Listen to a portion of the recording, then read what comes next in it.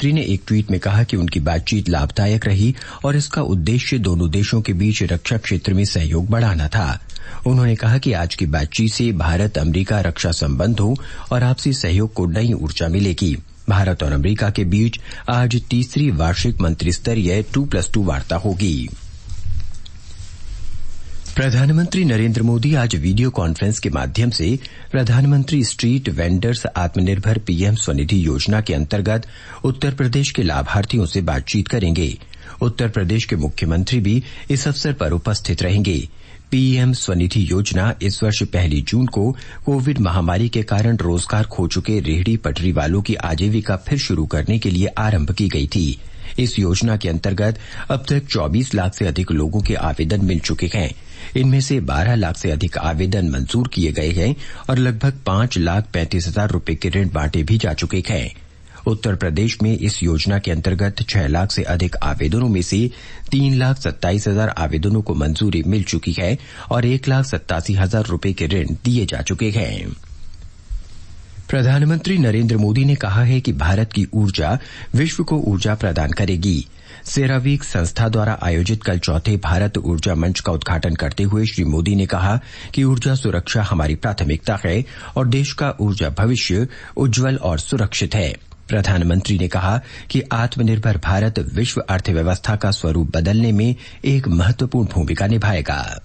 India believes that access to energy must be affordable and reliable. That is when socio-economic transformation can take place. We view the energy sector as one that empowers people and furthers ease of living. Shri Modi ने कहा कि कम carbon उत्सर्जन के साथ हमारा ऊर्जा क्षेत्र विकास केंद्रित उद्योगों के अनुकूल तथा पर्यावरण संरक्षण के प्रति जिम्मेदार होगा। उन्होंने कहा कि भारत घरेलू उड्डयन सेवा के मामले में तीसरा सबसे बड़ा और तेजी से विकास करने वाला उड्डयन बाजार है। India is the third largest and the fastest growing aviation market. In terms of domestic aviation, Indian carriers are projected to increase their fleet size from 600 to 1,200 by 2024. प्रधानमंत्री ने कहा कि भारत ऊर्जा के नवीकरणीय स्रोतों को बढ़ाने की दिशा में सबसे सक्रिय राष्ट्रों में से है। उन्होंने कहा कि भारत की ऊर्जा योजनाएं ऊर्जा के अनुकूल हैं और वो सतत लक्ष्यों की प्राप्ति के लिए वैश्विक प्रतिबद्धताओं को पूरा करती हैं। सड़क परिवहन और राजमार्ग मंत्री नितिन गडकरी आज त्रिपुरा में 9 राष्ट्रीय राजमार्ग परियोजनाओं की आधारशिला रखेंगे। इन राजमार्गों की कुल लंबाई 262 किलोमीटर होगी, जिससे बांग्लादेश के लिए अंतर्राज्यीय और अंतर्राष्ट्रीय यातायात तेज तथा निर्बाध रूप से शुरू हो जाएगा।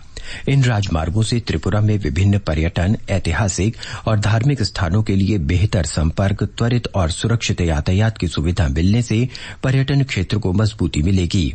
इन राजमार्गों के बन जाने से लोगों को बड़े पैमाने पर रोजगार मिलेगा और इस क्षेत्र के अकुशल, अर्धकुशल और कुशल श्रमिकों को स्वरोजगार के अवसर उपलब्ध होंगे। ये समाचार आकाशवाणी से प्रसारित किए जा रहे हैं। कोविड-19 से बचाव और सुरक्षित रहने के 3 उपाय। मास्क लगाएं, 2 गज दूरी है जरूरी, सुरक्षित दूरी रखें, हाथ और मुंह साफ रखें।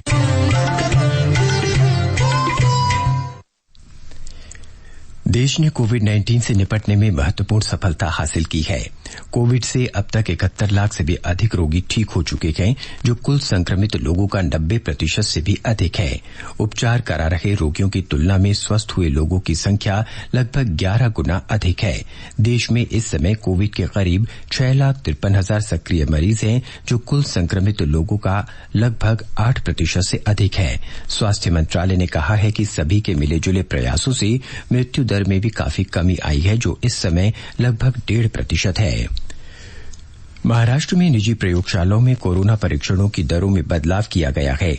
यहां जांच की दरें 200 रुपए तक कम कर दी गई हैं। राज्य के स्वास्थ्य मंत्री राजेश टोपे ने कल ये घोषणा की। श्री टोपे ने बताया कि राज्य में कोविड जांच कराने वालों की संख्या बढ़ाने और आम लोगों को समय पर इलाज के लिए अधिक राहत देने की कोशिश की जा रही है। नई दरों में लैब में की जाने वाली जांच की दर अब 980 रुपए होगी।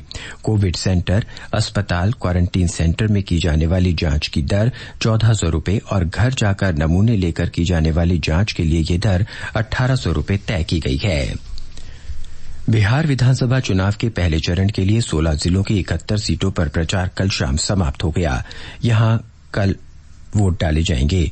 इस चरण में कई सीटें नक्सली हिंसा से प्रभावित हैं और सुरक्षा की दृष्टि से संवेदनशील हैं। कल होने वाले मतदान में 2 करोड़ 14 लाख मतदाता 1066 उम्मीदवारों के भाग्य का फैसला करेंगे। गया जिले में सबसे अधिक 29,49,000 मतदाता हैं जो 10 सीटों पर 172 उम्मीदवारों के भाग्य का फैसला करेंगे।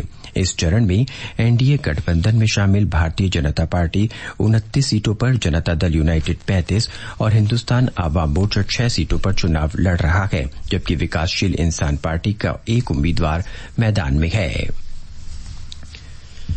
गृहमंत्री अमित शाह ने कहा है कि लेह स्वायत्त पर्वतीय विकास परिषद चुनाव में भारतीय जनता पार्टी की शानदार जीत लद्दाख वासियों की पार्टी और प्रधानमंत्री नरेंद्र मोदी के नेतृत्व में अटूट विश्वास दर्शाती है।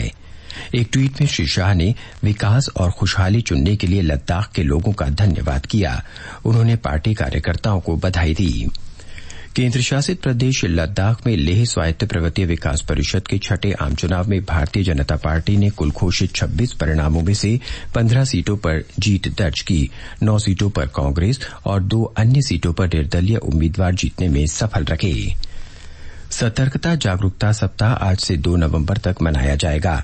इस वर्ष का विषय है सतर्क भारत समृद्ध भारत। प्रत्येक वर्ष सप्ताह भर का यह आयोजन सरदार वल्लभ भाई पटेल की जयंती तिथि 31 अक्टूबर के उपलक्ष्य में किया जाता है।